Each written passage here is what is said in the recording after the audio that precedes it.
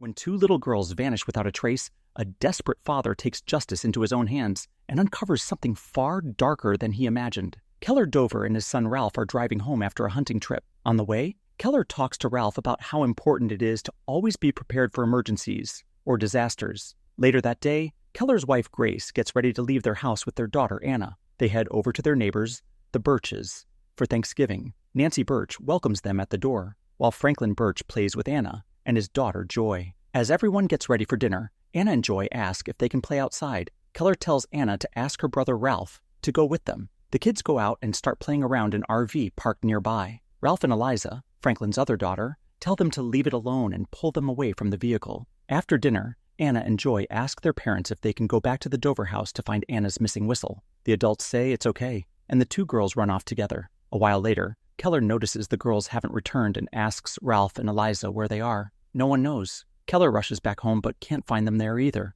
He goes back to the Birches' house and still, nobody has seen them. Ralph remembers the RV they saw earlier, so he takes Keller to where it was parked, but it's gone. Keller immediately calls the police. At a diner, Detective Loki is eating alone when he gets a call about the missing RV. He finds the vehicle and goes to inspect it. Just as he approaches, the RV suddenly drives off but crashes not long after. Loki goes inside and finds a man named Alex Jones hiding in the back. The police take Alex in for questioning, but he doesn't answer any of Loki's questions. He's arrested anyway. Loki continues to interrogate Alex, but Alex keeps denying everything. Later, Loki visits Alex's aunt, Holly, with whom he lives sometimes. Loki learns that the RV has been cleared of any evidence, and he sends another police team back to Holly's house to look again. The next day, Loki visits the Dovers. Grace tells him that she heard he has solved every case he's ever worked on. Loki promises he'll find Anna and Joy. Keller joins them during the conversation, and Loki tells him that no proof has been found against Alex. Keller can't believe it and gets upset.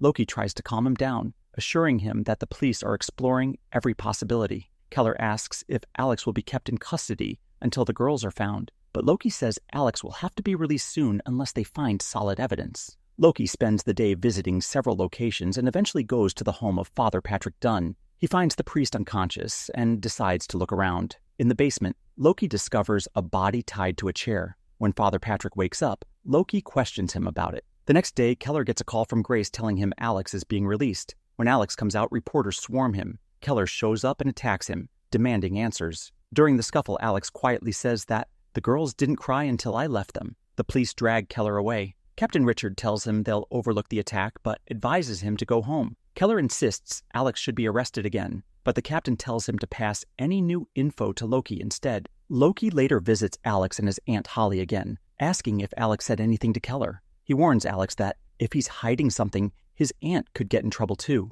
Afterward, Loki calls Keller and tells him that he's moving on from Alex as a suspect. At home, Grace breaks down, begging Keller to bring Anna back. Keller tries to calm her down with some medicine. He gives Ralph the pills and tells him to take care of Grace while he helps the police. Instead, Keller goes to Holly's house and waits outside until it gets dark. When Alex comes out to walk his dog, Keller approaches him with a weapon, demanding to know where he heard the Christmas song he was humming. The next day, Keller takes his friend Franklin to an old abandoned house he owns. Inside, Keller has Alex tied up. Franklin is shocked and insists they should hand Alex over to the police, but Keller says that if they do, their daughters will never be found. Keller tries one last time to make Alex talk, shouting and hitting the wall when Alex won't respond. Meanwhile, Loki continues investigating and looks into older missing child cases. He meets a woman named Mrs. Milland, whose child disappeared 26 years ago near where Alex's RV was found. Loki starts to suspect there might be a pattern. Back at the old house, Keller is still interrogating Alex, who is now badly hurt.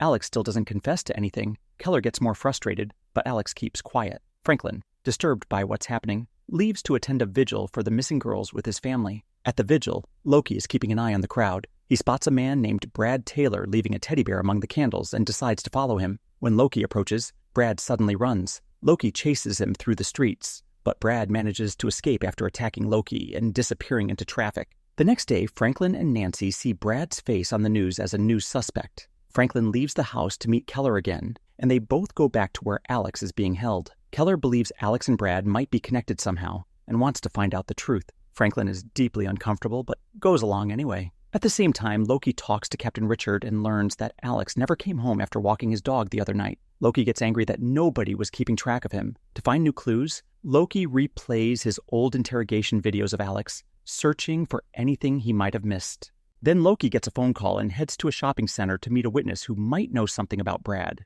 At the abandoned house, Keller tells Franklin that time is running out. Franklin feels guilty and finally goes home, where Nancy questions him about where he has been. Unable to hide it anymore, he confesses that Keller has kidnapped Alex and is keeping him in the old house. Shocked, Nancy goes straight to Keller to confront him. She demands to see Alex, and Keller reluctantly takes her there. Nancy pleads with Alex to help find her daughter and unties him, but Alex suddenly attacks her and tries to escape. Keller stops him and shows Nancy and Franklin a new method he plans to use to get information out of Alex. Franklin protests, saying that Keller doesn't even know for sure if Alex is guilty and that what he's doing has gone too far. Keller hands Franklin a hammer and walks out, leaving the decision to him. Nancy stops Franklin from opening the locked device where Alex is held, and they both leave in distress. Meanwhile, Brad sneaks into the Birch house, where Eliza is alone. When Franklin and Nancy return home, Brad slips out and sneaks into the Dover's house instead. Grace wakes up, thinking Anna has returned, but Brad runs off again. Ralph tries to calm Grace, and she explains to Detective Loki what happened when he comes by. The next day, Loki secretly follows Keller around town and eventually trails him to the abandoned house. Keller notices and confronts him. When Loki asks where he's going, Keller lies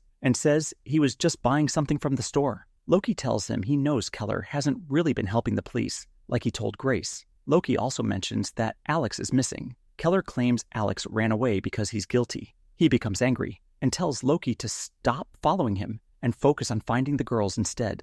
Later, Keller returns to the old house and tortures Alex again, desperate for new information. Around the same time, Loki visits the same area. Franklin panics and hides as Loki enters the building. Loki finds Franklin sitting on the floor and starts asking questions. Franklin shows him around to avoid suspicion, but Loki suddenly gets a call about Brad and rushes out, leaving Franklin behind. Loki tracks Brad to his home and demands to know why he ran earlier. Brad tries to escape again, but is captured. While waiting for backup, Loki searches the house and finds a room filled with wooden crates. He opens one and discovers snakes crawling over bloody clothes. The same is found in other crates. In the last one, he finds a notebook full of maze drawings. Loki quickly takes it as evidence and leaves. Later, Loki tells Keller that they found no bodies, but that the Birches identified some of Joy's clothing among the items. Keller notices one of Anna's socks and breaks down in tears. He angrily blames Loki for wasting time instead of saving his daughter. At home, news reporters gather outside the Dover house. Keller tells Ralph not to speak to them, but Ralph argues that Eliza told him the girls were probably dead.